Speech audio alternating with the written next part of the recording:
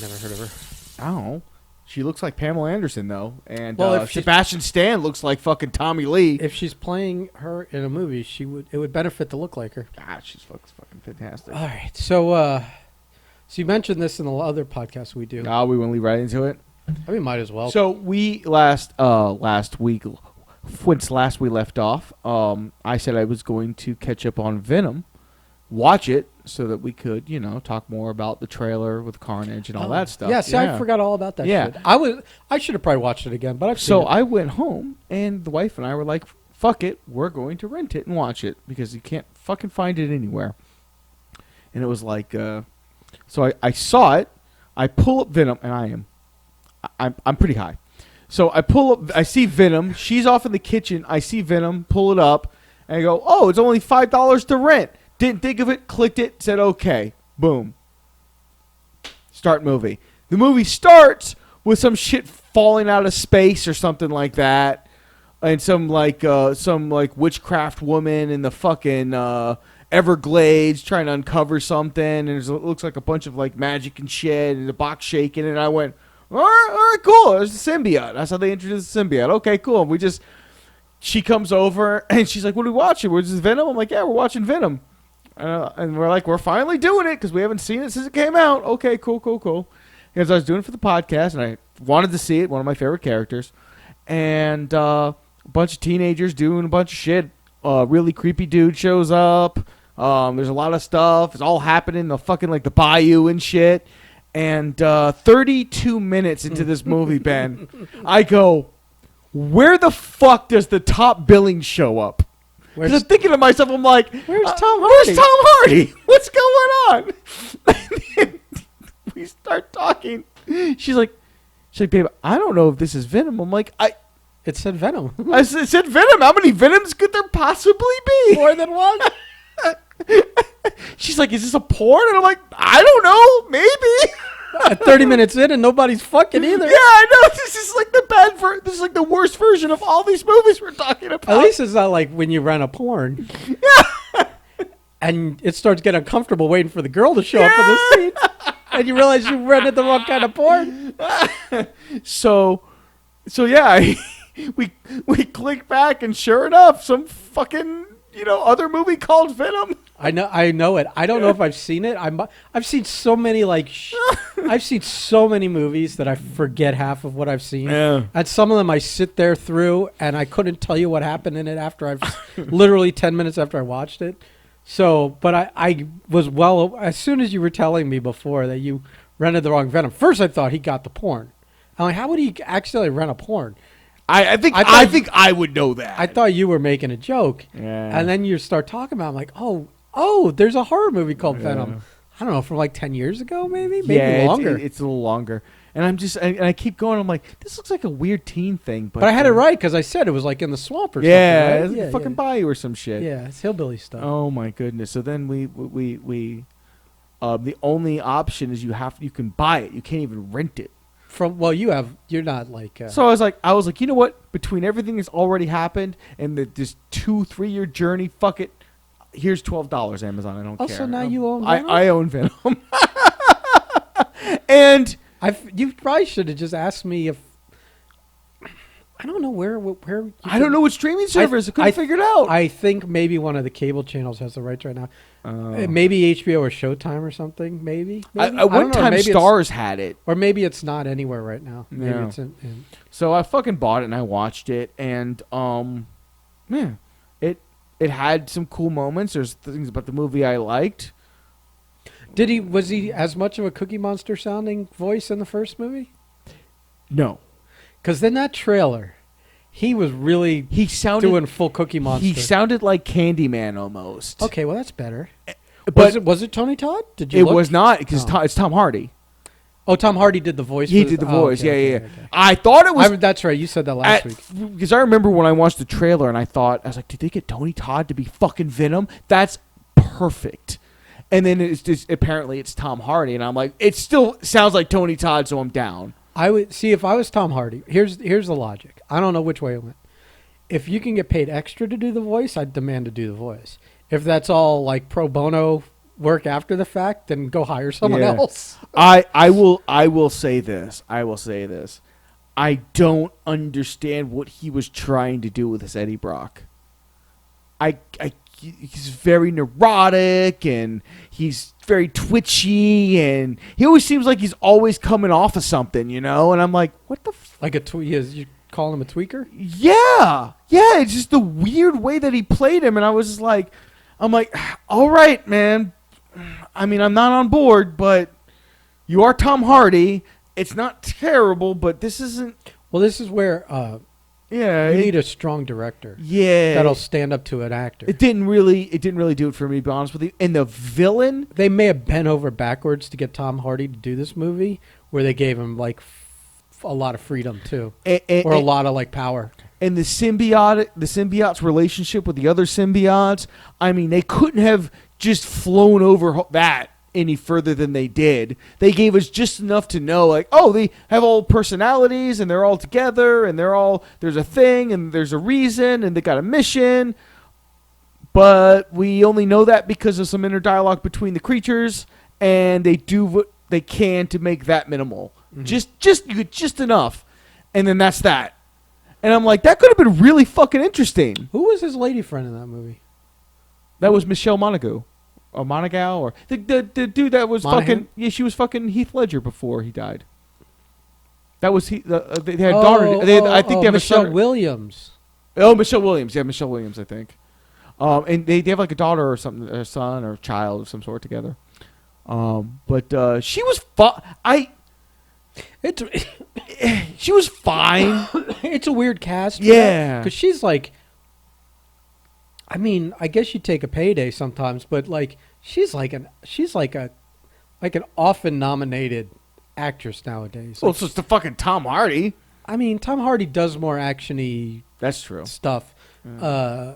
She's like really like these days more linked to like well, so I could say that she needed a mindless break and didn't want to do heavy acting because whatever. But to me it seemed like. This was not the kind of movie for her. Not for her. Not like. I mean, I guess any movie's fine for her, but I just feel like maybe they miscast it. I don't know if I felt she was miscast. I felt. Or does it not matter? Yeah, I don't think it mattered. I felt as she had too much of a role, but I don't know. It's one of those things where there were enough with the movie that I was kind of like, all right, whatever about that. I think the fucking Norman Osborn level villain, like, how did he get where he is in life, being that detached from people? Like, that doesn't make any sense. There's just a lot. This is where the quality of a Marvel movie is so evident. And where it's not. Yeah, it's really missing. That script doesn't get put to paper at Marvel. That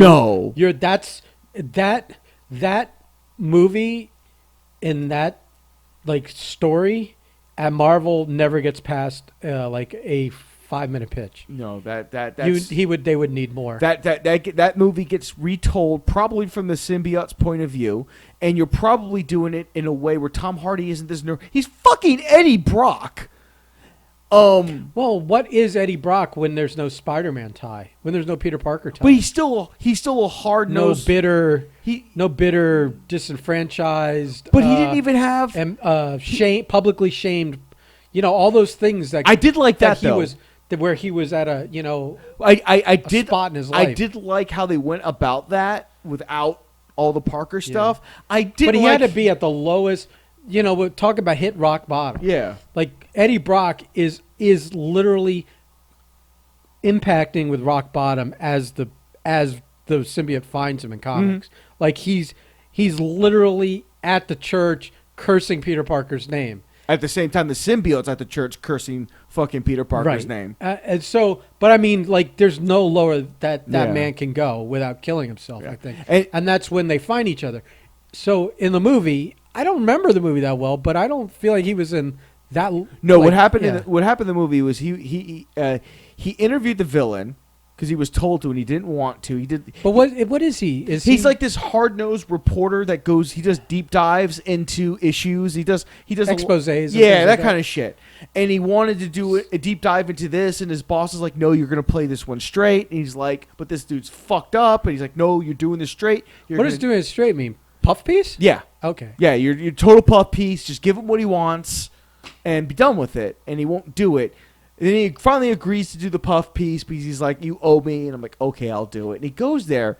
And this is where it's like a competent director would have directed his fucking more than competent actors to make it more of it goes from a puff piece, but he gets so aggravated by his answers and responses that he starts pushing until there's a little bit of a tug and then it explodes and oh shit, I've lost my job. They kind of go right into him just being a dickhead to this guy. Yeah. And you just never ever get it's like he's 100% purposely stabbing his career in the back with the way that he's approaching this guy with his stuff. And the way that he's so neurotic about his characterization anyway, it just 100% doesn't work. I didn't like it. I like the aftermath where his girlfriend is working for this guy. That finds out, so she loses her job. He gets kicked out. She blames him. She leaves. They're like engaged. She hands him back the ring and is like, "Fuck you." And they pick up like 5 years fucking later, and he's a broken man. Yeah. Like, that was good.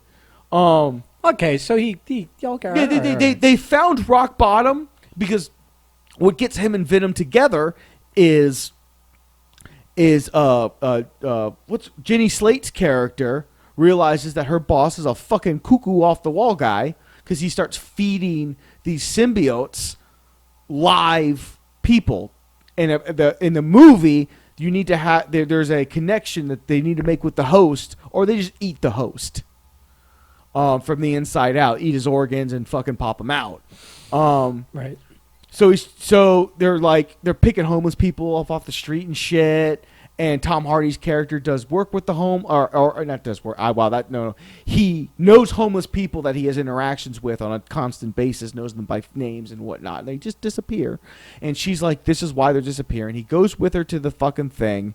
And the Venom symbiote's in this homeless person that is like his friend. And then it jumps into him. And they escape the whole 9 yards. And their relationship in the movie is way more...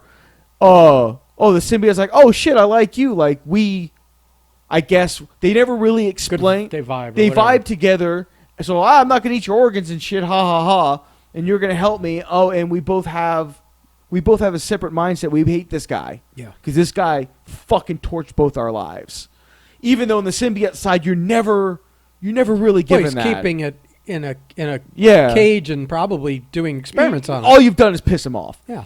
Well, you come to find out that the beginning of the movie, one of the symbiotes gets free. We find out that's the Riot character, and he's just jumping from person to person. That was, like, visually so, Yeah. So underwhelming, and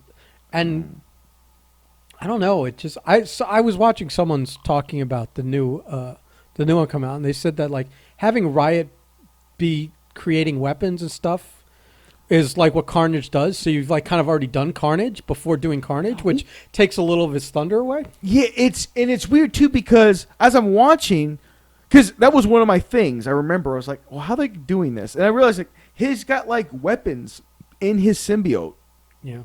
That he pulls and he can throw them at you, but they're like real weapons. But he keeps them, like I guess, on his symbiote. So his thing is he's got all these weapons on his back he can just pull and use, but they're like objects where if he drops them, he needs to pick it back up. Oh, it's not like it's okay. So it's a little different, but it is. But the symbiote also does make weapons, and I'm like, is he just like are they coming? It's weird. Right. And weird. See, I'm not as versed in this. Even in the comics, my eyes kind of glaze over, and I don't read Venom. The only Venom I've read is the most recent line. Mm-hmm. And they're doing like it's. Who's the host now? It's Eddie. Is it still Scorpion? Oh, now it's back to Eddie. Dude, it was like Flash Thompson. It was Scorpion for a long time. It was some other guy. It's back on Eddie. Okay. Eddie has a kid because Eddie was anti-Venom. Eddie has a kid. He didn't know about. Who kind of has an influence or a connection to symbiotes. Yeah. There's this dark god called Null from the planet of symbiotes, and the planet was basically a prison for him. And he woke up, and he came to Earth, and it was a whole thing. And see, that's and the it thing. involved everyone involved. It was a planet-wide battle, et cetera, et cetera. But the line of comics, like for the last year and a half or 2 years, of Venom, just Venom, not all the side stuff and other characters, has been pretty good. And it's been about like him and finding out he is a kid and pretending they're brothers for a while. He was kayfabing the kid for a while. Yeah. And, yada yada. It was a good book. But I never was a regular reader of Venom. I didn't like any of that. I read Maximum Carnage when it originally came out, which was like the big crossover thing. Such a big deal when it came out. Right, with the fucking fancy hologram covers and metallic covers and stuff like that. I think I still have one of those somewhere. And then after that, it was like I never read any of like the Venom series or the Carnage stuff. They pop up in things, and when they do, I'm just not. All these years later, I didn't read or keep up on it. But this is the sad thing about it is like, okay, when Flash Thompson was in one, I call them seasons because they keep doing like these 12-issue arcs of a comic and then start over with a new creative team and renumbered at one again. It's stupid, but like there was a run of Guardians of the Galaxy where it was Flash Thompson and with the Venom out in space with them. Yeah. So I read those because I was reading Guardians and it was fine, but I'm not a Venom fan, and that didn't get me interested in reading Venom. So I don't know. It was just weird to me that there was all this mythology within the symbiotic characters that was very obvious. They just didn't even, because you don't, at the end of the movie, Riot's just there. You don't get any sense of real urgency because you don't know. Well, aren't they all supposed to be offsprings of Venom? I think in the comics they are. Right, that's, yeah. And it's almost like when you like don't get the thing wet or don't feed it after midnight, or you end up with others. Because Carnage is the first. He's the direct offshoot of Venom. Right. The Shriek and all the others, I'm not really sure about. It's been so fucking long, but I think there was a thing where they created 5 others, and they were all like it was almost like all at the same time, and they were either off of Venom or Carnage. It was one or the other. It's like most Spider-Man mythology. It gets real murky at some point. Well, to be honest, Spider-Man mythology is not that murky though. Remember when other than anything involving the erasure of his, the Mephisto deal. Yeah, one more day. Or brand new day, or fucking new day, or all the days. Or one last day, was it? Or something? Just something with days. One more day? Yeah. And then it was the Mephisto deal. But, so there was always this lingering thing of, like there's murky waters. But they've kind of like just put him back with Mary Jane at this point. Remember when he was supposed to be like a spider god and some shit? Like totems or something? Yeah, Moreland. Yeah. And all that. My God. They still Moreland's still around. Oh, is he? Okay. Yeah, and they touch on that, but I think it's a shared thing with all the other spider characters in the 616. Oh, okay. And when they did a big crossover where Moreland was going from world to world eating the spider totems. Oh, wow. And so that's when you had like all the spider characters from all the different universes teamed up. So when you watch that animated movie, that's where all those characters come from. Oh, okay. And so then they created like Madam Web was the whatever they called it, the Web of Life or whatever it is that kind of like touched on all the threads of all these characters through the multiverse or whatever. She was in charge of that. And they even had like a Sliders-esque type series where you had a group of spider people from all different realities kind of as a group going and doing things. So you had like Spider-Gwen and Peter Porker and a couple others, the Indian one. And so, all that's still around. Speaking of Spider-Ham, shout out to John Mulaney. He's fucking, what's her face? Aaron Rodgers' ex, Psylocke. Wait, what? Fuck. Oh my God. How can I not think of her name now? Who's Psylocke in the X-Men movies? Olivia Munn? Yeah. Yeah. He got out of rehab, divorced his wife, and now they're dating. Wait a minute. This is a lot I didn't know about. First of all, it took me a minute to realize that was like when you said John Mulaney. Like for some reason he's not a household name to me. I know he wrote for Saturday Night Live for a while, and then all of a sudden he's this big stand-up guy. I didn't realize he was the voice of Peter Porker until just now. I had no idea he had ever gone to rehab. What was he rehabbing from? He had like a cocaine addiction. That's fantastic. Mm. And then he gets divorced, and now he's banging Olivia Munn? Yeah, apparently the story is Wait, this is good. The story like, forget Venom. Let's get into this. He had an infamous appearance on who's his talk show or a podcast? On a late night show. Kimmel. No. His buddy from Saturday Night Live. Yeah, right. Fallon. Not Fallon. The other one after. What's his fucking name? Yes, that guy. Yeah, the one that did the news forever. Yes, yeah. There's an infamous podcast. You want to watch it after this podcast, where he's just wearing a trench coat and he's in character and he's wearing sunglasses and he is just out there.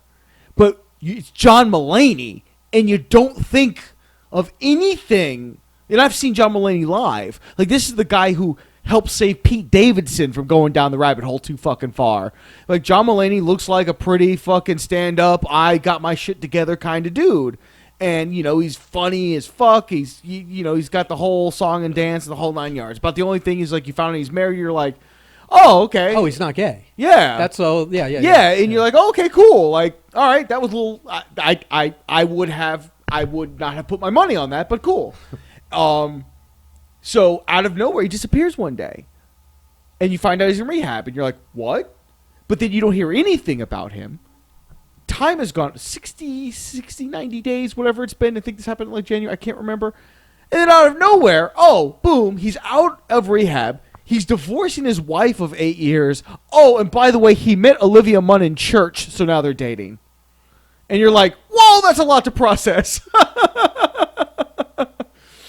Seth Meyers. See, I was getting on the phone to go look that up. Seth Meyers, and he was like, according to my wife said, he's like. See, it's funny because it ties in because we do this nerd stuff thing. But then I asked my wife. Because Seth Meyers is a huge comic book guy. Yes. Like his icon or his like profile picture on like Twitter forever was the Blue Beetle drawn by Kev McGuire. Oh shit! Who's like old school, like the Blue Beetle artist because he drew that run of Justice League when Beetle and Booster Gold became Beetle and Booster Gold. That comedy duo. It was from those issues that Kevin drew. So to have him, it's nerd stuff. Yeah, apparently there was like a big intervention with like Myers, Davidson, like at the whole like his whole close friend group where they sat him down. He's like 100. Apparently he was like 108 pounds or something. Like by the time like they got to him, like you need to fucking get your shit together. And he went away for fucking 3 months and got his shit together, and now he's back. And funny side note about Blue Beetle. Blue Beetle is been a DC character for fucking how many years? 60 years, whatever it's been. Well, and several different iterations. If you want the truth, he was a Charlton character before that he was I don't know what the Golden Age title was, what the publisher was. I forget who published those, but he was a Golden Age character. So you're talking since the 40s. Blue Beetle's been around. When you say Blue Beetle to me, yeah, the first thing that pops in my head is the Death of Superman comic book where Doomsday just murks him.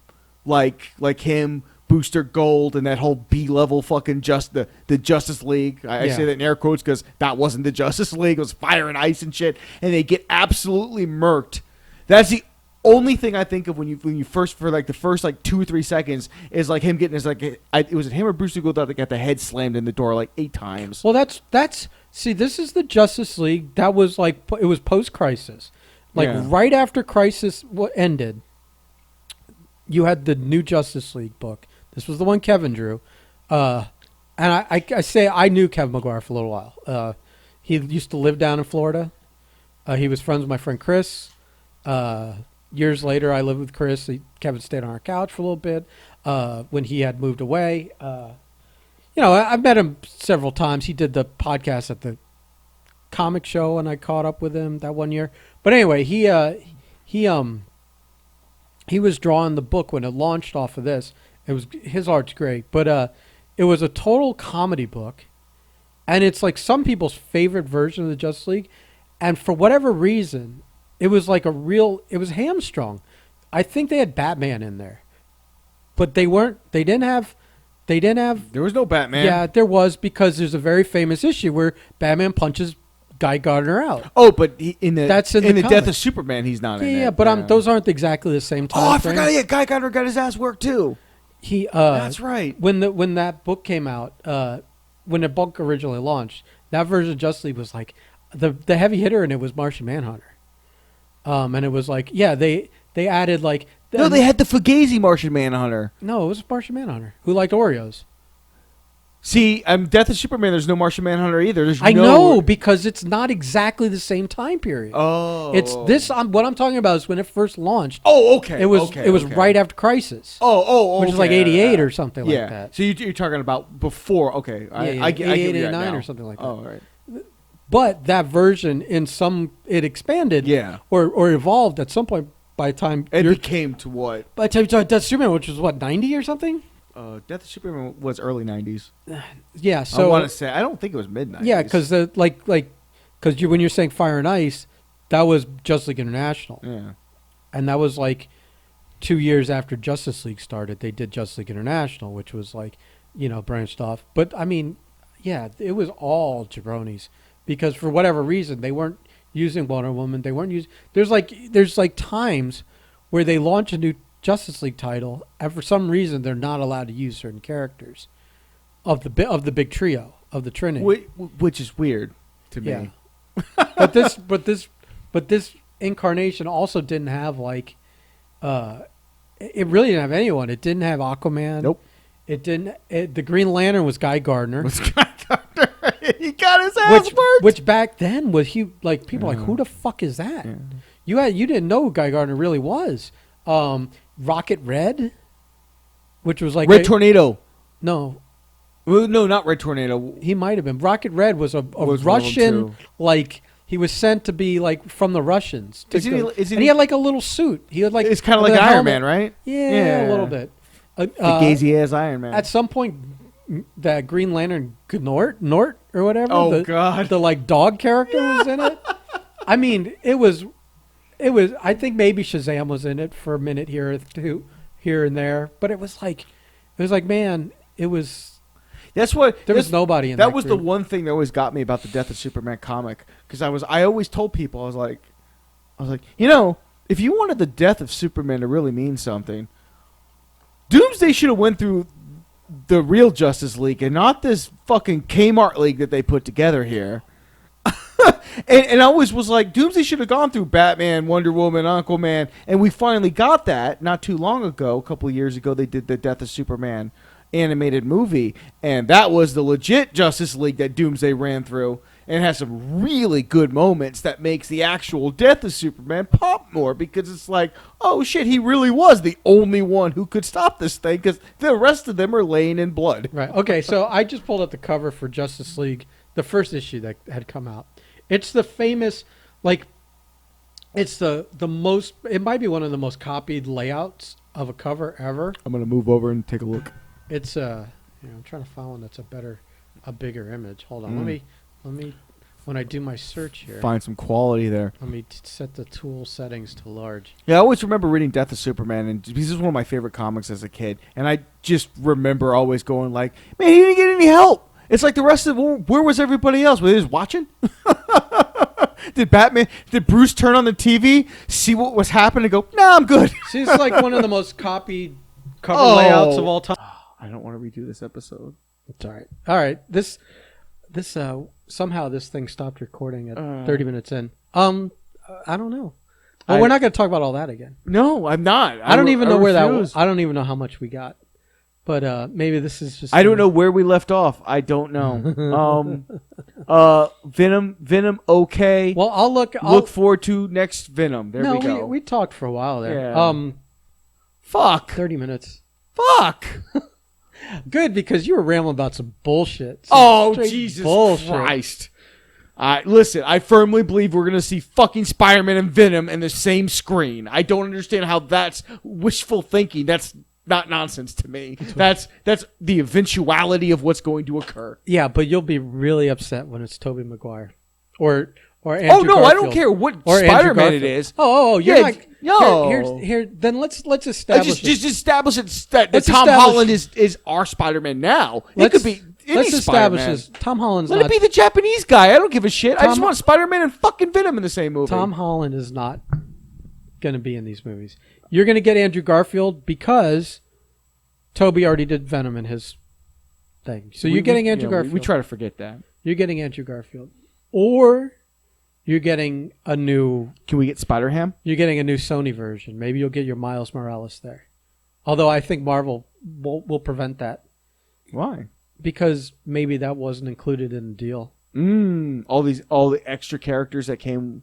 Yeah, I don't remember how long ago that deal was cut, Yeah. and when Miles Morales was created, and if that is included in it. Oh, anything new past that Yeah. deal being signed would still. Yeah. Oh, that. Right? That could be interesting. Yeah. What if Miles Morales appears in the Spider-Man movie in some capacity? I feel like there's Marvel's finding a way Again, to make the separation. Here's the problem. That's pure speculation. I have no Here's the problem is that there's just I feel like there's so much there was so much leading into this Spider-Man movie before we were talking about 3 Spider-Man. Yeah. When we were just talking about his identity being exposed, J. Jonah coming out. his identity being exposed, now he's in a relationship and The fallout of Infinity War. well, An Endgame. that last movie dealt with Oh, it. that's right. He did deal with all that. But Fuck. but the fact that you have Totally forgot. they were leading to a Sinister Six without any multiverse characters. They'd introduce you to what, 3 of them? You had Vulture, you had a Scorpion, and you had a Mysterio. You also had Shocker. And Shocker, that's 4. I mean, so it depends how elite of a group you want to have. You leave Shocker alone. He tries. Oh yeah, and supposedly Mysterio's dead. So, but right, I know, and I think Jake Gyllenhaal was so over with fans. Come on, man. They'd love to see him He's again. easily the best part of that movie.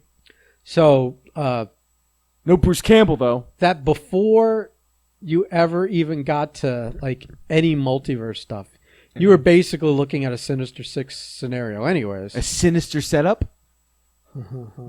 And him dealing with the fact that he's like, they're going to try and imprison him and put him on trial for being Spider-Man and falsely accused of targeting people and stuff like that from the fake footage. Yeah. So you were even winking at maybe we were going to have courtroom scenes and Daredevil and you know all that shit. Oh, so, and I think Charlie Cox is. so who the fuck knows what's in this movie? Yeah. How long it is and like how overstuffed it is. Do you know what I want? Do you know what I really want? Before you start talking about like you know all this, I- Miles Morales, all you this know. stuff. There's all this talk about this movie.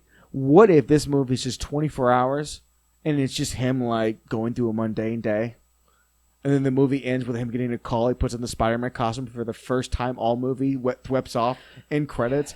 Bro, that would be fantastic. Just like a day just where a he's regular like day. where he's like having lunch with his aunt, Yeah, and then getting in a fight with his girlfriend, then having to go over to make up with her, and like no Marvel characters. Just a mundane day in a teenager's life. and like like show him literally like for 10 minutes studying for a test.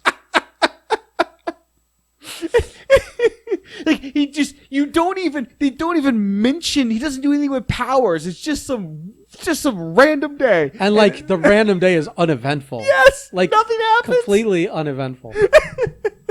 And then at the very end, he gets a beep. He's like, "Oh shit, gotta go." That would be the best thing ever. Like like That'd be one of those Marvel swerves that I would 100% be behind. like the most you get into the Marvel universe is that he goes to lunch with his aunt and She talks about the next PR. no, what's his name is there, and Happy, yeah. and they ambush him wanting to talk about the future with the 3 of them, and he's like not having it. so you can have everyone in the movie and not talk about superhero. Oh, that's amazing. Yeah. No, it'd be great. I would love it. I would be 100% behind that because you would just have theaters of people just watching intently, really invested. You'd have people getting fucking pissed, getting bent out of shape. Oh, it'd be so good. And then like this would work as like a 10-minute short going entitled "Nothing to See Here," But I mean, like literally, any longer. And you're going to get everyone pissed off. You know what? If you did it as like a 10-minute short where he flips off and they do the credits like the Andy Kaufman Man in the Moon. And everyone's like, what the fuck? And then all of a sudden it goes into the real credits. And you're like, oh, you got me. Yeah. That would be good too. I'd appreciate that because we'd both get what I want. I always vote towards the heel side of life. Let's piss off as many people as humanly possible, as funny as possible, but also deliver. Yeah. Where we get Miles Morales, we get Venom, we get every Spider-Man. None of that stuff. We get Tony Stark as a zombie, all kinds of crazy shit, and fucking dude, it's weird. I feel like it started with WandaVision, and there wasn't so much of it in Winter Soldier and Captain America, thank goodness. But it feels like people are starting to get these really lofty expectations. Which is for funny because every time they watch these shows. None of that stuff happens. None. It's like you have this weird you write this in your head. You're convinced it's going to happen. It never happens. And in fact, in both of the shows, things were taken out. Yeah. Like Strange was supposed to be in it, and they're like, nope. No. And then, like they said that in Falcon and the Winter Soldier, there was stuff that was removed too. So I don't remember what. Nothing Steve Rogers related, is it? I don't think so. I don't think so either. I think maybe someone from Black Widow was supposed to pop up in this. Like Taskmaster or someone? No, I think Yelena, the the new Black Widow. And I think then that got nixed because we hadn't introduced her yet. Yeah. Also, like I think Julia Louis-Dreyfus's character. She was in Black Widow. You're supposed to already been familiar with when she comes through the door. When she walks in, you're supposed to know who the fuck she is already. So what are you gonna do? I mean, but for those decisions, I think Loki you're gonna get a lot. I think that's the only. But I think they're gonna touch on multiverse stuff in that, like a lot. I feel like they're not only are they like time agents, but they're also like continuity for lots of different realms. And what's good is there's so much freedom with that show because it looks like they just kind of like, well, he's really popular and Hiddleston wants to do shit. What do we do? Oh, we'll do this. And then they're like, well, we can have fun with this and do kinds of cool stuff because there's nothing we're burdened to. Well, I think they're using. I think we're going to see that show's really going to set up all the events of 4. Where are we on? 4 well, or just 5, all the multiverse stuff, not the Shang-Chi and Black Widow kind of movies, but the Spider-Man and Doctor Strange and Thor and all that shit. Maybe not Thor. Thor's bringing in Zeus and fucking. Yeah, we might get Hercules in that. I'm curious. I don't want to. What's weird is. It's weird to have Zeus and not Hercules. Yeah. It's weird to have Hercules and not have heard of someone being cast for it. And him being in the movie, So we'll see. We'll see what happens. I don't know. I'm still pissed that they'll give us Wonder Woman, but they shy away from the other gods. And it makes me really weird. Because they gave it to us, but they didn't. And like in those movies. In DC? Yeah. DC doesn't know what they're doing. Yeah, it's weird. Did you hear that? I don't know if I shared it with you, but Snyder was doing an interview. Oh, I read that interview. Because he's promoting the Army of the Dead. And where they told him like you were torturing me over the fucking my cut over the movie. There's he said no, but he actually said I don't think DC wants. Oh, he said they have no interest. No interest. They don't. They. How can they not? They are hard up on whatever the fuck it is they're doing. Yeah. And they're in so much trouble with all this we kind of we were kind of like I was about to say we were two white guys talking about black things last week, but I was making fun of you, but then I went through YouTube just to see, And I was like, oh wow, it's almost unanimous. You almost universally rejected as a premise to Yeah. have a black Clark Kent when you have two black Supermens existing already that are not Clark Kent. And most of them are They're like this is give like, us a Mr. Turek. There's so many characters. Give us someone. But give us a black Superman. Yeah. But be Calvin Ellis or it's something Zod. It's I forget what it is, but it's a Zod character, and he's a black Superman also. And it's like everyone is okay if you do that. If you say no, this is Clark Kent, but he's black. It's not white people saying this. It's the people of color that are saying that's so offensive, and we don't want it. We reject it. The biggest, and it feels like they're still powering through. My two biggest takeaways were that, and they were just like, by the way, we've already got a Superman. Give us Jon Stewart. The fuck is wrong with you? No, but you give us Green Lantern. You could, but I'm saying the fuck is wrong with you? You could do Black Superman. But yes, but they're like, we don't want that. We want Green Lantern. We want Jon Stewart. We want these other characters. Or Cyborg. We want these characters that who was good. Cyborg was great in that. In fucking Zack Snyder's cut, he was interesting. Yeah. Well, when you don't whittle his part away to 2 lines. And then you find out the WB wouldn't even let him have fucking Jon Stewart when he went and did the footage for it. They're like, no, but do the Martian Manhunter. And it's just like, bro, like, doesn't anyone in the studio look at all the optics and go, we might want to reverse some course on some stuff. We're looking a little tone deaf. Well, that's where the bad Superman idea came from. Fucking A, man. And you give it to J.J. Abrams of all people. Yeah. They're just all blinders there. It's fucking weird, man. Yeah. The funny thing about the Justice League thing is that, like, I was watching someone else's TikTok. They made a good point where they're like they listed all these people that publicly said like you had Momoa said he would publicly said he would never do another project with Joss Whedon ever again. Gal Gadot say how he threatened her career, and she handled it, blah, blah, blah. All these people are still working with Warner Brothers. Yep. All these people that spoke up about it. But Ray Fisher, they fire, and they take him out of the movie he was going to be in, the Flash movie. Bad look, man. Yeah. Really bad fucking look. And then all this Black Superman stuff. Yeah. And then just the way you handled the whole Snyder cut, because let me just say this. If you have no intention of anything that Zack Snyder put on that screen moving past that point, what was the fucking harm in Jon Stewart being the big surprise at the end? Was there something where they have a Green Lantern thing in production, though? Maybe that was the issue. Oh, that's a cartoon, though. I don't think they're doing any live action Green Lantern. I thought there was a Green Lantern Corpse movie they want to do, but Jon Stewart's not. I think it's gonna. Who is it going to revolve around?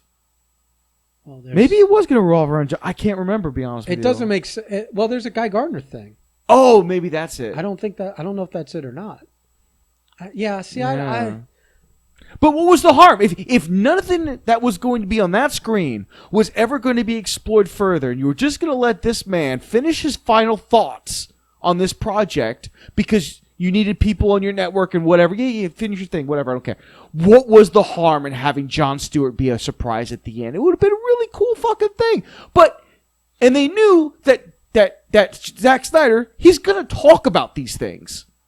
So why would you have done what you did? So now you have these horrible optics. There's not. It's just from a business level. It's like it doesn't make any sense. He's already shot the footage, and he's got to. But nobody's been thinking there for 5 years. Why would they start thinking now? And it's like they see what Marvel's doing, and they're dead set on doing the reverse. They don't have to do the same thing, but it's fine if you want a bunch of like you're not all in the same universe, or like this subset of stuff is in this universe and this subset's in this. That's fine. And if you want to have some people just telling a story, and it doesn't have anything to do with anything else, that's fine. The problem is Warner Brothers has Harry Potter money. The problem is that they just make bad decisions. Yeah. So like they hire the wrong people or they fire the wrong people or just whatever. They cast them on. It's just something like they literally had to go and hire someone that was available from Marvel to save one of their things. Oh, they got Mr. Avenger to come in. No. I'm talking about James Gunn. Oh, James. Oh, well, that landed in their lap. But I'm saying that was one of the best calls they've made. They could never have gotten him. Yeah, but the Joss Whedon thing, it was such a fuck show to begin with because you're having him come in and redo someone else's thing, and I don't know. See, Ron Howard wasn't coming from somewhere with a bad attitude and a bunch of vengeance in his heart. You know what I mean? Yeah. The Joss thing was just a fucking mess. But Ron Howard goes and redoes Solo. I like the movie a lot. Same here. I don't know what the Miller and Lord one was going to be. It might have been great. It might have been 10 times better. But I can't hate on what came out. Yeah. I can't. So Apples to Apples, which is a guy comes in to take over a movie after it's 2/3 of the way or almost all the way done. It's almost the same thing. And Justice League is really... And Joss literally went through there and just kind of rubbed his dick on everything. Yeah. He's and that's the first example we've ever seen. This is the first time we've ever seen a movie. This is what happens when a guy comes in because this is what it looked like and this is what it was supposed to be. And you don't get to see that ever, really. Very rarely does it happen. I feel like Superman 2 was the first. Yeah. The Donner cut, which is still such a superior version of that film. It's weird. It's it's almost like they could have just gotten somebody that works under Snyder to finish the rest of the movie. Like maybe they went out of the way. Like the cinematographer or I don't think he has an assistant director or whatever. But maybe the problem is that's still all under Snyder production, and both of them were. Well, you also were somewhere else. You also have to remember the timing and where we were at that moment when that movie was announced and coming out. You have to remember fucking gangbusters with because it came out at the same time as Civil War. I think Civil War came out with Batman Superman. That was the timing. Yeah, they were almost the timing. The same. Didn't they have the same release date for a little while? Something like that, yeah. So, and when Batman Superman bombed like it did. Yeah. And listen, I've watched the extended... bombed is a relative term. It just didn't make what they were expecting it to make. And it just wasn't fucking all that good. It's better the second or third viewing. Well, the extended cut makes things make a lot more sense, motivations and whatnot. Again, though, with any Zack Snyder movie, you've got to watch 3 fucking hours of movie for that to start to make sense. He does not know how to tell a story short. Anyway, you had Infinity War. 2019 and 2017. I can't remember, but all I know is Justice League was it was going to be their Avengers, and they were all about it, and it was all falling apart in the public. And they brought Joss Whedon in because they knew the name is Mr. Avenger. He's going to save. He's going to do for us what he did for Marvel. So fans, don't worry because Mr. Avenger is going to save Justice League and make it good. And obviously, from what we saw, he had no intention of doing that. I don't think he intended to make a purposely bad movie. But he came in with such a attitude and such a fucking ego. Yeah. That he bull in a china shop everyone. Yeah. And you can, if you do that and deliver, it's a different story than when you do that and give us what we got. Yeah. And really, to be honest with you, until the Snyder Cut was a thing, you look back at Justice League and you're like, well, you can't blame anybody because, hey, he got in 3/4 way with production. But it didn't feel like before this happened with his daughter that there were such contentious things between him and the studio? 100%. That's another thing. It's so long ago, it's hard to remember. But it feels like they weren't happy with what was coming out from him, like what he was what he was producing and they were seeing. Because Man of Steel happened. And they were so nervous after that. They were nervous about Batman and Superman, but it's like... No, after Batman and Superman, I meant. Well, I think they were nervous after Man. I think Man of Steel, they were like, all right, you've got a vision. We're going to let you fill this thing out. But then after Batman and Superman, it's like, oh no, like if we're going to course correct, We're doing it now. And So was he working on Justice League before Batman and Superman? yes. So see, that's weird because you would think he'd be involved. I think they were filming. They were already, because he was filming them. Did they jump one to the other immediately? Yes, I believe so. Because the release date was like not too far afterwards. I don't know. 2 It's years. hard because you still got to write and put together. But I believe all the pre-stuff. For I the movie. believe that, and you're still editing up to when the other movie gets released. So I don't know. There's a lot of overlap. I believe that they were well into production when Batman Super. They just assumed, and they're like, we're just gonna pump this out. And they're already at that point so far beyond the 8 ball with Marvel that they were just like, we're jumping straight into it, which was really one of the hardest things to do with Batman and Superman. Was we got to get to a point to where we can even tell a Justice League story, but we haven't introduced our version of Batman. And people forget that until Ben Affleck was cast, Batman for a lot of people was Christian Bale. And those Christian Bale movies weren't made in a way that would make you believe Batman should be on fucking screen with Superman in a live-action context. It worked in cartoon, but didn't work in live-action because we'd never seen it. So when they cast Batman... It's funny that they were trying to keep Christian Bale. I think they were. No, they were because there was carryover because Chris Nolan... is the producer of all this stuff. That's right. See? Is still producing. There's so much that went on. Producing all the Snyder stuff. So there was a little continuance there where I know they had conversations with him and he was just like, I'm done. 3 was enough. Yeah, I mean, for a man that puts himself through what he puts himself through for roles and stuff, he was probably done with what it meant to be Batman. Well, I mean... Or he said what he needed to say. He didn't get jacked for those movies. He wasn't that kind of an actor. But all these things were happening. Yeah, and I remember it.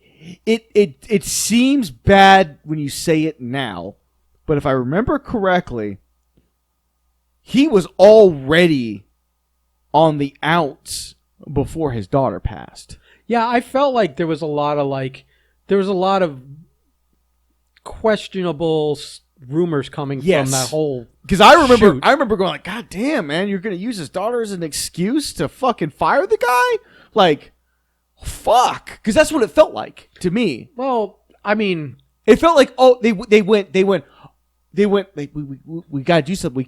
What are we gonna do? Then his daughter dies and goes, oh, you obviously can't do this. Well, I don't think they fired him. I think they said, we have to get this out.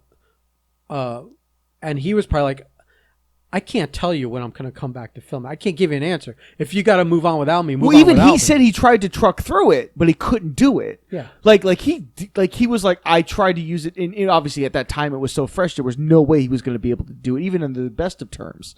But I think if I wholeheartedly believe that if Batman and Superman had done better, and whatever friction there was didn't exist, one of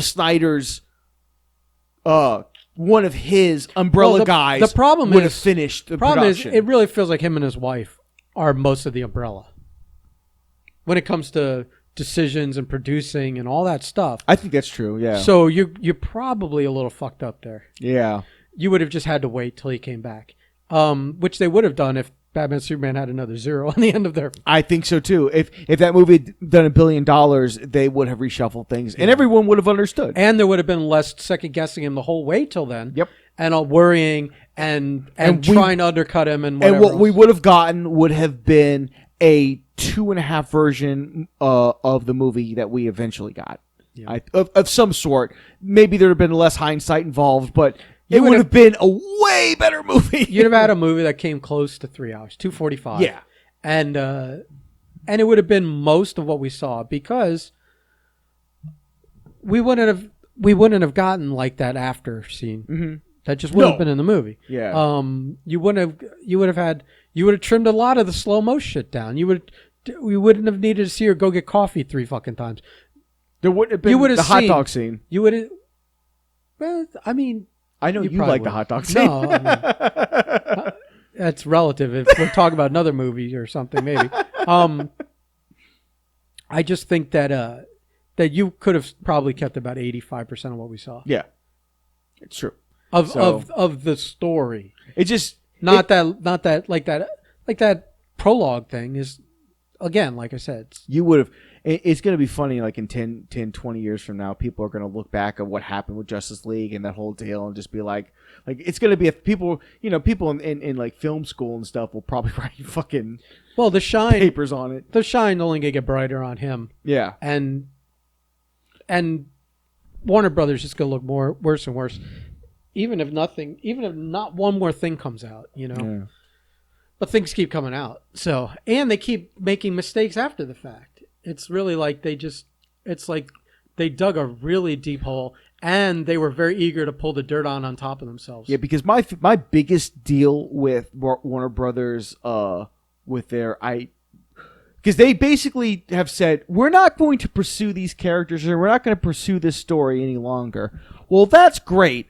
Gal Gadot is still Wonder Woman. Jason Momoa is still Aquaman. I read the thing that they will not give the information on how well it performed in the States.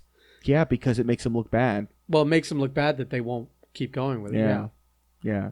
Because there's no reason for them not to. Because everyone pretty much watched it and went, well, it isn't the Maltese Falcon, but it's a damn sure fucking good Justice League movie. It's some people's favorite DC project at this point. It's mine. I felt they finally got Superman right. You like that better than anything else that's come out? Man, I have to say, man, because here's my thing. I'll say this, like, it's very unrelated. Okay. But Joker, I think, is their best thing. Okay, I still haven't seen it. But it's not a superhero movie. Yeah. You know what I mean? Yeah, it's like a character piece. It's a 70s. Yeah. It's Taxi Driver. It's Taxi Driver. So Superman's one of my favorite characters, and I think he's a lot of people's one of their favorite characters. Like, it's Superman. You might change your mind after like second Suicide Squad movie or this new That's Black true. Adam. That's true. That's very true. Yeah, I mean, I guess the Justice League's probably one of their better things. I didn't hate the first Suicide Squad movie. It is what it is. That's another one, by the way, that there's another movie there that's way better than what we got. They're really upset that that's a thing now because the Snyder Cut thing worked. You didn't like the Harley Quinn one? It was fun. Yeah. It was a fun movie. All right. So, I mean, I'm trying to think what else. Yeah. See, Aquaman wasn't my cup of tea. But and neither Wonder Woman and movie worked for me. I really liked Aquaman, but Aquaman has problems. Not that fucking obviously Justice League doesn't, but it was one of those where I went, okay, well, this is the first foray into really doing, and Aquaman required a lot to get right, and it's like the first Thor movie where I enjoyed it because I'm like, they got a lot right. Yeah, they got shit wrong, but they're in the right path. Wonder Woman was great except for that third act. In fact, both Wonder Woman movies were okay except for the third acts. I think that second Wonder Woman movie is a pretty big failure from first act through. Yeah, it doesn't really make a whole lot of sense. And it's lacking so much of the 80s charm that it needed to have. You could see they were trying to be so 80s, but they weren't any 80s. Dude, that Logan Paul Valley Girl movie was so much more, had so much more of an 80s vibe to it. So I'm a big Superman fan. So I wanted Man of Steel to work. I really wanted it to be that movie. And I still, to this day, will watch that movie and force myself through parts of it that I fucking hate. I push past the Jonathan Kent shit. I push past stuff and I really try my best to enjoy that movie. But I can't enjoy it as much as I want to. Batman, Superman, there's a lot there. But they still didn't get fucking Superman right. Justice League's the first time where I really honestly felt like that's Superman. They got him right. They had to kill him. But they finally got him right. They needed a redo, a reset. But it took Zack Snyder 3 fucking movies, and it took 5 years of hindsight. But I finally got to see Superman live action. 5 years on of screen. hindsight, and probably. When did Man of Steel come out? 2013. And so like 7 years. 7 years of criticism. Yeah, and I was like, that's fucking Superman. Like that's it. And it's never going to be Christopher Reeve, and that's fine. But as far as because I mean, fuck, man.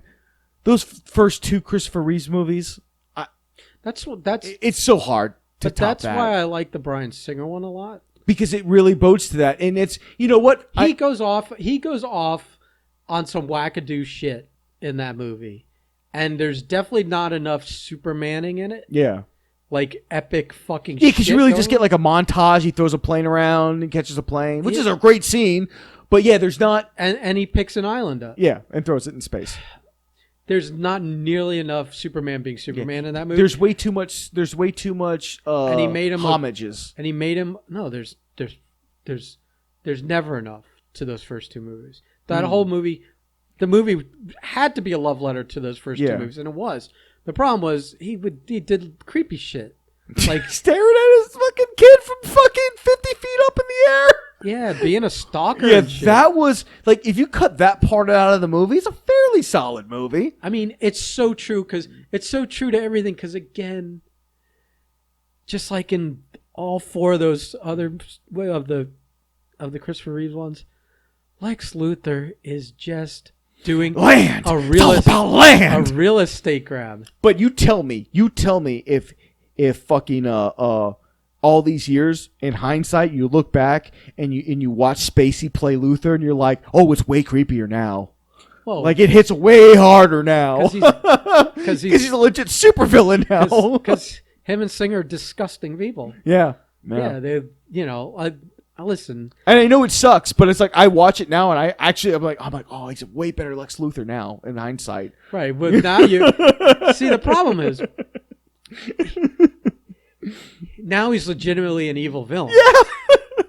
But it's the wrong vibe. It is the wrong, but it works well in the movie. Lex Luthor is not is not supposed to have that vibe. Yeah, he doesn't. He's supposed to have that really powerful, I can afford to have anything done to you at any moment kind of. Which they've never been able to pull villain. off. They've never been able to pull off. And again, he's one of those people that it's like, you could have saved the planet 10 times over, but instead you've wasted every resource in to kill an alien and worrying about Superman. An alien who is more human than you'll ever be. Right. Which, by the way, but that's all the themes. I mean, that's all the proper themes. And I really feel like in Justice League, I was just like, okay, and everything else, by the way, I was happy. Everything about that movie was so much better than what we got, and I just feel like it. My only complaint with Justice League is what I say is that inside that 4 fucking hours is a near perfect 2.5 hour movie. You just have to wait through and it's obvious when you watch it. It's pretty obvious what can go. Yeah, I thought honestly, what was the other night? I was thinking I was gonna stay up all night, wait for the markets to open at 4. I was like, maybe I'll watch a Justice League again, and I was like really warming up over like a day to watch it. And I couldn't do it because I just knew it was a massive undertaking. Yeah, and I'm like, oh God. I'll be honest with you. I've seen it a handful of times, but I've only seen it twice all the way through. I started halfway through. Oh yeah. I basically started where they have the conversation where they've got like they're like, oh yeah, we've got to dig up we've got to exhume his corpse and we gotta awaken Superman. I mean, there's some cool slow mo shit before that. Yeah, but, I mean, there's also a lot of cool slow mo shit after that. So yeah, well, here's the funny thing: we say there's too much slow mo in it, but if this was 2 movies, it's the proper amount for each. It's appropriate. It's a proper amount for each movie. Yeah, because it's only one sit through. Yeah, you're like, there's way too much of the slow mo shit. And also, I need to touch on this. Not only do I feel they finally got Superman right, but I feel he knocked fucking Darkseid right out of the fucking park. I guess. I mean, we didn't get a lot of Darkseid. The only thing I hated... We didn't get a lot of Darkseid? No, but you don't need a lot of Darkseid until you need to have that fight. That's a great thing about Darkseid. I mean, it's the Thanos through line. He is Thanos in Guardians. Mm-hmm. 100%. Yeah. But they got all the ancillary characters right. They got everything was great. The only thing I hated was the cut scene where he shows up. He throws a hammer on the ground. The Omega symbol shows up. They go to war, and then he immediately has to retreat. And I'm just like, you could have done this whole scene with him standing in the ship, the Earth people fighting back, and him realizing that his best option is retreating, but no one actually touches him, Right. kind of keeps the, mystique or, of him being this yeah. unstoppable thing. Gutting him right off the bat and having him being drugged back on his own ship removes a lot of that mystique. Yeah. Granted, it's a bunch of gods doing it. Still, Right. not good for. It'd be like the first time we saw Thanos, he's getting his ass whooped by Odin, and you're like, oh, it can happen. Like he can get his ass beat. He's mortal. Like no, that's not how you introduce that character. That's my only problem with Darkseid in the entire movie. Is that whole moment where you're like, all right, well, that was an odd choice, and I feel we probably wouldn't have gotten that moment in a theatrical cut in 2017. We would have gotten most of that scene, but they would have figured someone along the way would have been like, I really think we need to cut this. The problem is this movie is anything he had on footage, he just threw on the screen. Right. And there was no cuts, no edits. You're getting everything because this is what I filmed. This is what you wanted. Yeah. So I don't really. So are you going to watch are you going to watch Army of the Dead? Are you? I am. See, I know you don't like horror movies, but I don't consider that's not going to be a horror movie. Yeah. Dude, Dawn of the Dead's one of my favorite I love that movie. His or the Dawn of the Dead. I mean, the original is it's a classic.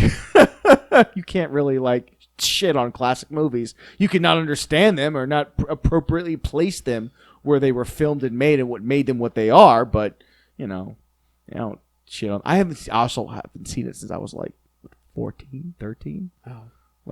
That's a once a year viewing for me. Is it? Yeah. Most of the when it pops late night, if that or Day of the Dead's on cable, once a year I'll just watch it through. Be honest with you, the majority of all the old school horror movies that I was able to watch and I remember is when we were over at Poorhouse drinking every night, with Super. That wasn't a lot of horror movies. That was some really bad.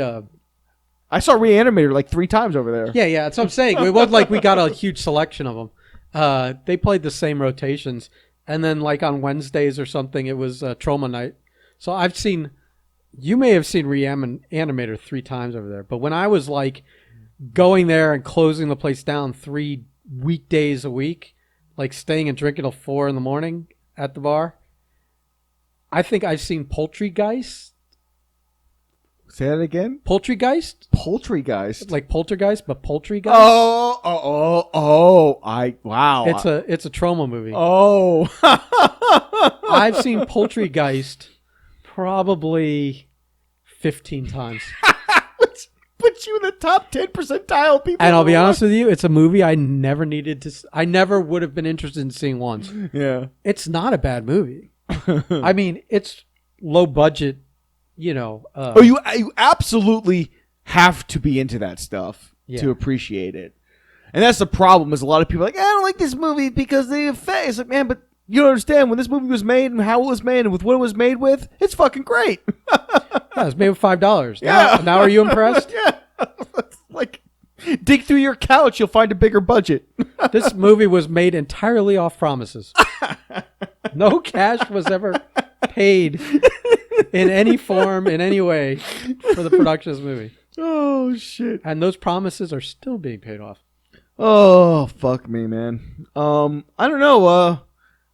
I've still been watching Mighty Ducks, but it's now turning into all the kids are good now. Bombay's shaping them all up, making them all their inner skills and their inner abilities and everyone's getting... I haven't seen any since my roommate was watching the first 4 in a row. The latest and I wasn't even really paying attention. The latest episode is Bombay watching the main character's mom, who's the coach. She starts to really like winning because now they're winning all the time. She's getting too competitive. Now she's getting too competitive, and Bombay's doing there's a lot of lesson learned. Everyone's learning their lesson and shit.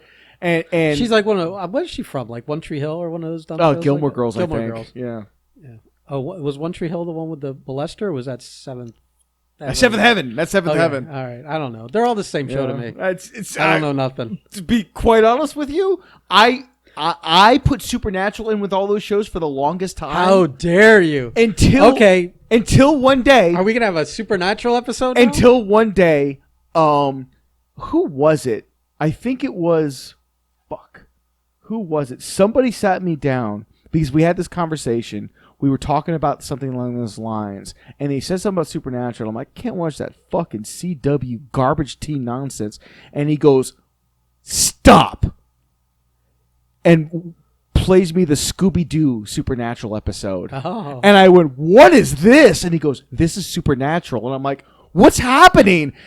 How is this show gone this way, this far, for this long? Well, when you go over 10 seasons, you just start doing I had whatever no the idea. fuck you want. I had no idea, Ben. I had no idea that Supernatural is one of the greatest shows ever made. First no of all, idea. the first couple seasons are like dark, gritty, Yeah. dirty, and they play lots of like licensed rock and roll music in them. I'm not even sure they're allowed to keep and playing then it just, on reruns. and then they just get to a point to like, well, what do you want to do this week? You want to do a Hanna-Barbera episode? Sure. But yeah. Dude, it was such a good show. No, I look back at it now and I'm like, I can't believe for so long. I've seen every episode in its 14-year run, and I'm not one of those people that found out about it in season 7 and then caught up. Since the day it aired, I've been watching this fucking show. Oh wow, you're an OG.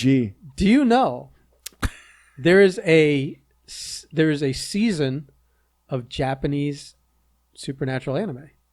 I have no idea that. No. Oh my god. It's fucking off the fucking walls. Oh my god. Japanese. Yes, I do have those DVDs. Do they do the voice? Well, yeah, the Sam and Dean are the actors. Yeah. Fuck, I want to watch that. Yeah. All right. I'll dig up the DVDs. Yeah. Once I tell the wife that, she'll be all over that. She's like, Japanese and supernatural. Ah! Does she watch the show, or is she? Yeah, she fucking loves it. Here's the thing: I didn't know. I just assumed it was just one of those stupid Vampire Diary shows, and it predates all of that. Remember, 14 seasons. It predates. It is no idea. It's CW before CW became what it is now. Yeah, it's back when CW was in the trenches trying to figure out anything that would draw a tiny rating. Because you watched some of those later season episodes. They weren't CW. Yeah, they were. I think. But I don't know if they were on the WB or if they were on Paramount. I was gonna say the Paramount. UPN. It was pre-merger. Yeah, holy shit. Where did it start? I don't know. Holy shit. So CW didn't even exist to be a quote CW show. Let's keep it real, buddy. It's just crazy, man. All this time it took me because I didn't really In fact, I think they announced the final season. And that's what led to the conversation. It led to me being like, fuck that Vampire Diary shit. My friend going, might have been Kevin, which is like, what? Stop now. Look at TV. We're watched now. And I watched the Scooby-Doo episode and I went, that was a very smart one to show you. Yeah. Well, because he knew if I'd seen that, I'd immediately go, oh, I'm wrong. Yeah, no, I'm totally wrong. That show's awesome. Yeah. Supernatural is one of those shows. Because, you go to I'd go to cons and they'd talk about Supernatural, and I'm like, how the fuck is this thing so big? Dude, no shows run 14 seasons. There's got to be something good. I had no idea. There's got to be something good there. Yeah, I had no idea. I just figured that they just needed to... For a few years, some of the solid years, I think the main writer on it was Ben Edlund, who created The Tick. I was going to say, let's be honest. There's episodes that you watch and you go... Nobody's watching them make these shows. Nobody's overseeing them. They don't have the network is just whatever puff content. They have no idea what the show is. They just know that they're paying to have it made. What happened? What happened? Because it's so good. What happened was it gained a following and then kept getting renewed. And then, I don't know if it was still in the time of DVD sales, sometimes save some of these shows. Because after that show's old enough to be because a certain number of years... It's almost with that under your belt, you can even take a loss on airing it on TV. And then what happened, whether it was the DVDs that kept it going or whatever, streaming, or maybe. just a solid rating number that they could count on. Okay, whether this show's making a ton of money or not, it's very hard to keep any kind of solid rating any night, let alone... So we've got one slot always filled. This thing just delivers. And then they got the syndications. They got that TNT spot where in the mornings or afternoons, they just run 2 episodes. Sometimes they run 4 episodes. And what happens is then a whole nother group of people discovers the show from all the TNT reruns. And because they run 2 to 4 a day, you get caught up pretty fucking quick. Yeah. And then you can watch the next season before it comes out. It just feels like some of those, especially those later episodes, like there's no oversight. If you look, TNT still airs Supernatural. It must be drawing because, you'll get a run of a show like ER or something that gets on TNT for a while, and then it's pulled and something else on. This has been on for a fucking minute now on TNT. Yeah, it's like they still run them.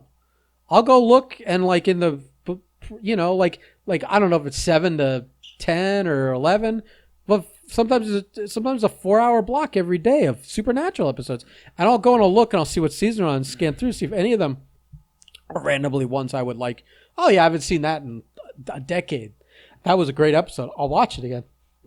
So there's even people like me. Yeah. Continuing to watch them again. Huh. Yeah. But when they got on TNT, it retroactively created a brand new fan base, which kept as you lose fans after like 10, 11 seasons, people are just like, this season didn't do it for me, I'm out. But you get new ones coming in from that. So yeah. Supernatural, it's like I said, I was wrong. I was wrong really, for a long time. I was really bummed they called it a day. But I get it. I think the one guy's going to be in next season of The Boys. Jensen Ackles. And the other one went right to doing Walker, Texas Ranger. He's the new Walker, Texas Ranger? Yeah, the taller one, Jared. That's fantastic. And I think that shows, listen, they've got such a following. There had better be a gratuitous amount of roundhouse kicks. I think he probably takes his shirt off a bunch of it. Oh, of course. But I think they both have such a following that, like, I think Walker's doing well. I'm not sure. I never looked into it. And they'll end up guest appearing in each other's shit. That those two have created an entire lifetime. Well, they'll do a winky dink where he'll show up on Walker once, and they'll make some reference for hardcore fans of Supernatural that it's a wink to them and yada yada. But good for them. But yeah, good for them. I mean, dude, the first season and a half. I have 3 words for you. Jeffrey Dean Morgan. Oh, that is their fucking dad in it until he dies. Dude, then they bring him back for like the 200th episode? I mean, who does that? A show that's made it 200 episodes. Right, but you know what I mean? Like, I'm just saying, like, let's keep it all real. Like, the first season, you should, like, there's lots of reasons to watch, but Jeffrey Dean Morgan was pretty fucking cool in that show, too. Yeah. I'll have to. I mean, amongst everything, I know. I would love if you watched the first episode and got hooked, and you now have 14 seasons worth of show to catch up on. You know what? The wife has done it with me with like Sailor Moon and shit. I'll definitely do it with her with fucking Supernatural. What I've been doing it with recently you should do it with Friday Night Lights. Oh my god! I went back. You say that. But you're gonna stop what's gonna happen is you're gonna watch the first episode of Friday Night Lights. You're literally gonna stop what you're doing. You're gonna get up off the couch. You're not even gonna put shoes on. You're gonna walk straight over here and shake my hand and thank me for being up your ass about it for like 2 fucking years now, maybe longer. No, it's been way longer. It's been way longer. We've had this Friday night. This is like a part of our friendship at this point. Shameful. It's shameful. I went back and I started watching the old South Park from like the first season. Why? Because I wanted to see what I wanted to see because it'd been probably since the first couple of years that the South Park was around, and that's another show. You get to a point to where, hey, do you think? Well, the wife asked, do you think there's a hockey episode of South Park? I'm like, yeah, there's definitely a hockey episode of South Park. It's one of my favorite episodes. There's in every episode. There's a WWE episode. There's all of them. Yeah, every show makes it to a point. Every show's had a musical. They've had all kinds of, like, Supernatural. You've made it to a point to where you're like, what are we going to do? Let's do this weird. Okay, cool. You just run out of shit to do where you have to do all this other stuff. So South Park's one of those shows. So I'm like, Yeah, but South Park became like... South Park is different in that... It basically became. You hear them drilling up there? Yeah. Someone must have moved in. This is good for podcast. We'll cut it after this. But they became more of a what happened this week and how quick can we turn it to an episode. It's because so they were never like I don't think they're ever at a loss for what to tell. If they didn't have a great story that they thought up on their own, there was something happening in the real world that they could mock. I think that's like drilling over heads. All right, we're gonna get out of here, guys. That's our go home. There's construction going on. I don't know if they'll hear it, but we hear it. No, we hear it. That's some drilling. Something's getting drilled up there. Mm. I'm gonna be curious when I listen back where the audio cut out. I think it recorded a lot of what we said. All right. As long as it got the part where the next Spider-Man movie would just be Tom Holland, just day in the life of. I don't think it got any of that. No. That's all right. We'll talk about that. All right, guys. Have fun. We'll see you next week. Yeah. Bye bye.